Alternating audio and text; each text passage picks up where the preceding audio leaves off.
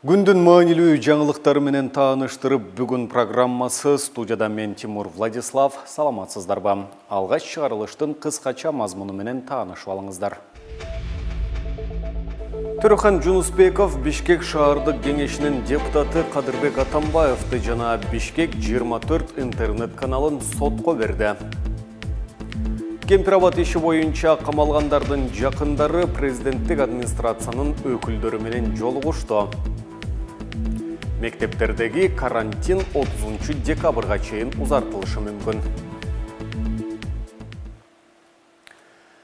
Аза кызматын көрсөтүү агенттигинин директору Төрөхан Жунусбеков Бишкек шаардык кеңешинин депутаты Кадырбек Атамбаевди жана Бишкек 24 интернет каналын сотко берди. Бул маалыматты Жунусбеков өзү растады. Анын айтымында аталган маалымат булагы аза кызматынын ишин каралаган материал жасаган. Улан Эгизбаев тарткандан кийинки видеолор мурдагы кармалган кызматкерлерди кошуп бүгүн болуп жаткандай кооздоп чыгарышкан. Ошону төгүндөгөн маалымат берсин, кадыр баркыбызга, ар намысыбызга доо кетирген үчүн компенсация төлөсүн деп жатабыз.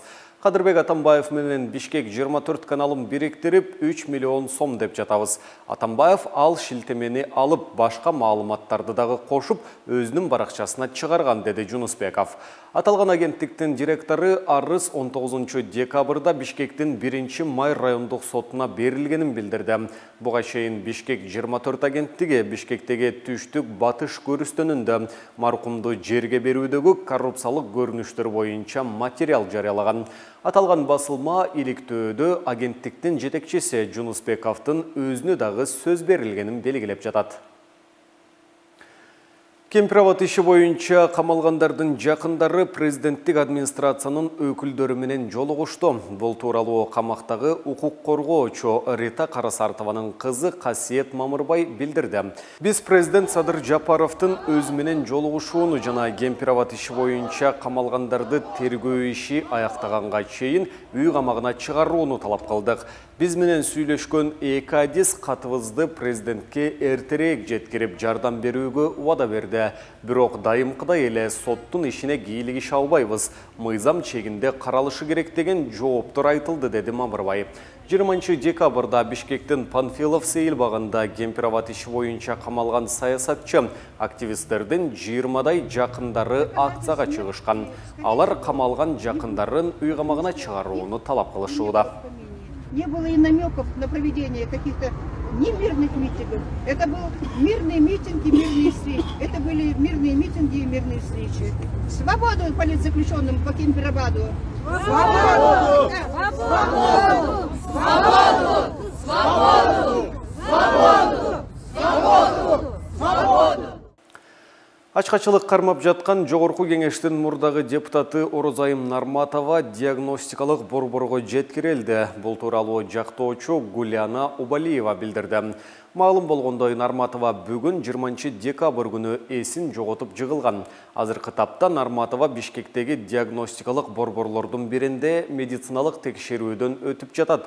Анын жүрөгүнүн согушу тездеп, энтигип жатат деген адвокат. Эксперт Бермет Барктабасова көз карандысыз дарыгер катары тергөө абагына кирип чыкканын, ачкачылык кармап жаткан Перизат Суранованын дагы абалы начар экенин, ооруканага жаткырууну суранып жатканын Фейсбуктагы баракчасына жазды. Кан басымы өйдө төмөн түшүп турат.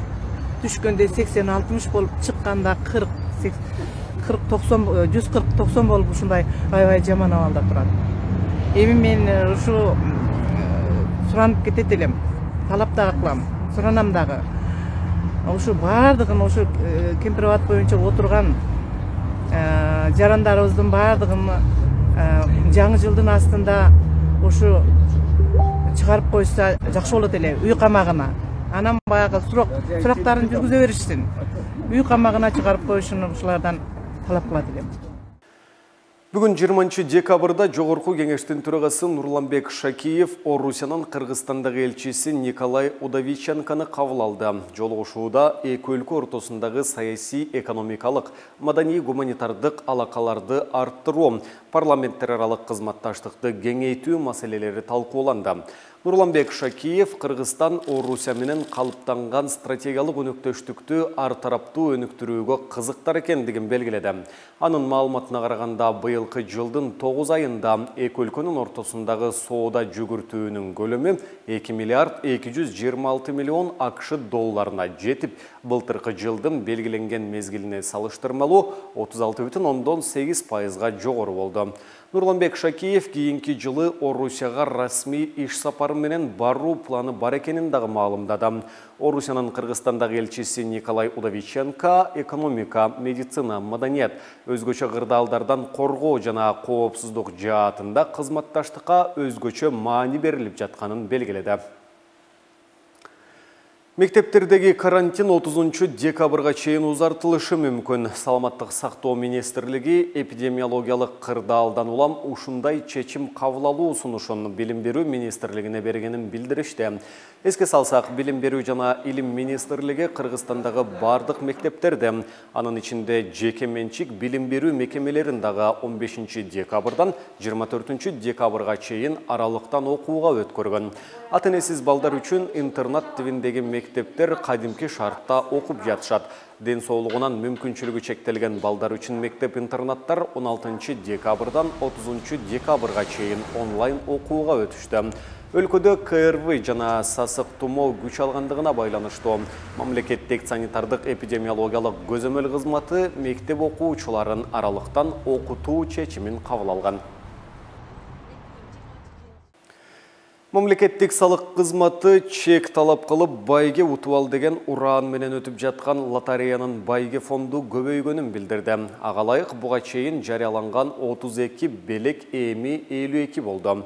Лотерея 30 декабрда ойнотулат жана 3-чү жолку утушка 12 даана iPhone 13, 11 Samsung смартфону, 5 кир жуугуч машина, 5 муздаткыч, 5 телевизор, 5 чаң сургуч, 6 микротолкундуу меш ойнотулат.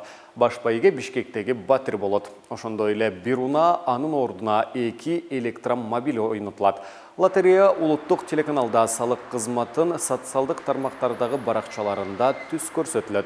Учурда лотереяга 170 миңден ашык адам катышып, алар жалпысынан 18,3 миллиард сомго 17,9 миллион лотереялык айди билеттерди топтогон. Байге утууга катышуу үчүн салык чек мобилдик тиркемесин жүктөп алып, каттоодон өткөндөн кийин кассалык чектердин QR-коддорун сканерлөө зарыл. Буга чейин 2 жолу чектердин лотереясы ойнотулган. Биринчи утушта лотереянын 2 байгеси жокко чыгарылган. Салык кызматы анда комиссия iPhone 13 жана микротолкундуу меш утуп алган байге ээлери лотереянын талаптарын бузган деп тапканын билдирген. Мына ушуну менен бүгүнкү берүүбүздү жыйынтыктайбыз. Кийинки эфирлерден амандашканча сак саламатта туруңуздар.